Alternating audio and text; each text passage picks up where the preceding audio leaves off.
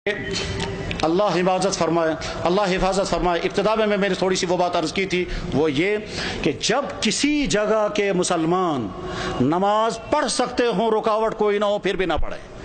جب کسی جگہ کے مسلمان روزہ رکھ سکتے ہوں اور سستی کی وجہ سے روزے نہ رکھیں، جب کسی جگہ کے مسلمان زکوٰۃ دے سکتے ہوں پھر بھی نہ دیں، جب کسی جگہ کے مسلمان حرام کاموں سے بچ سکتے ہوں پھر بھی نہ بچیں، جب کسی جگہ کے مسلمان قرآن پڑھ سکتے ہوں پھر بھی قرآن کے ساتھ ان کا تعلق قائم نہ ہو، جب کسی جگہ کے مسلمان اپنی نبی کی ایک سنت پر عمل کر سکتے ہوں پھر بھی نہ کریں، تو اللہ تعالیٰ شانوں کی طرف سے کبھی خطرناک فیصلے آتے ہیں۔ وہ یہ کہ جب تم آزادی کے دور میں میرے دین پر عمل کر سکتے تھے پھر بھی تم نے عمل نہیں کیا، تو میں ایسے حالات لے آؤں گا کہ تم چاہو گے بھی عمل کرنا تو کر نہیں سکو گے۔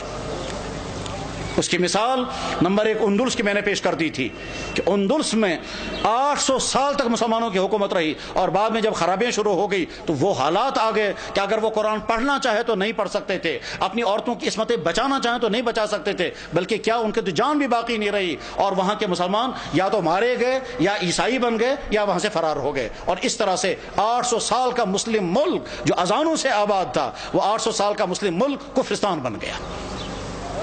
بخارا اور سمرقند یہ وہ علاقہ تھا جہاں امام بخاری، امام مسلم، ابو اللیث سمرقندی جیسا انسان، وہ علاقہ کے جہاں امام صاحب ہدایہ علامہ برہان الدین مرغینانی رحمہ اللہ تعالی جس علاقے میں تھے کہ جس مسجد میں بیٹھ کر کے انہوں نے ہدایہ کتاب لکھی،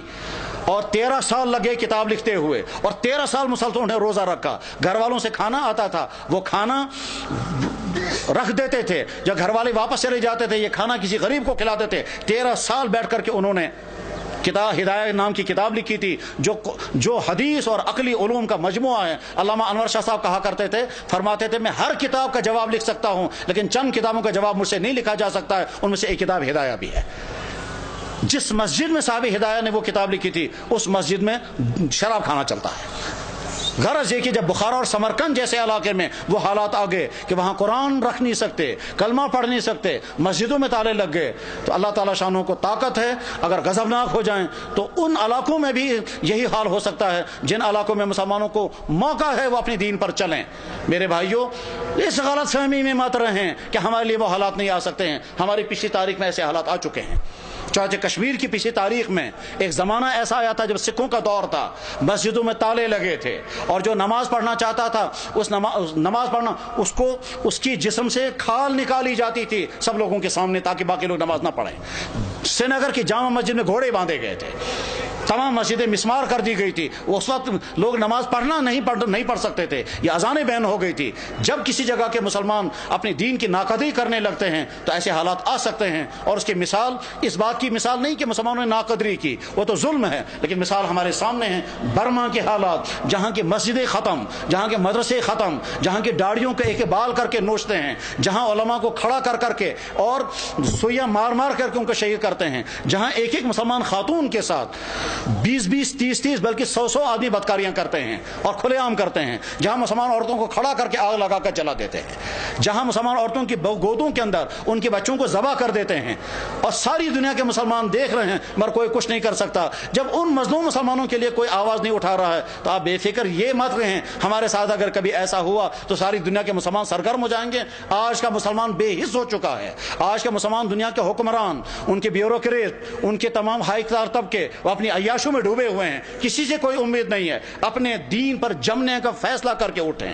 اپنے ایمان پر قائم رہنے کا فیصلہ کر کے اٹھیں، اپنے دین پر چلنے کا فیصلہ لے کر اٹھیں، اپنے گھروں کے اندر دیندار گھر بنانے کا فیصلہ لے کر اٹھیں، اپنے بزنسوں کو مسلمان بزنس بنانے کا فیصلہ لے کر اٹھیں، اپنے فنکشنوں کو دین کا فنکشن بنانے کا فیصلہ لے کر کے اٹھیں۔ جب مسلمان حرام سے بچ سکتا ہو اور پھر بھی نہ بچے وہ شرابیں پیے تو حالات ایسے آ سکتے ہیں کہ زبردستی مسلمانوں کو شراب پلائی جائے گی۔ جب مسلمان داڑھی رکھ سکتا ہو اور نہ رکھے تو بعد میں ایسے حالات آ سکتے ہیں کہ رکھنا بھی چاہیں تو نہیں رکھ سکتے۔ ساری ترکی کے اندر مسلمان داڑھی رکھ نہیں سکتا حالانکہ سارا مسلمان ملک ہے۔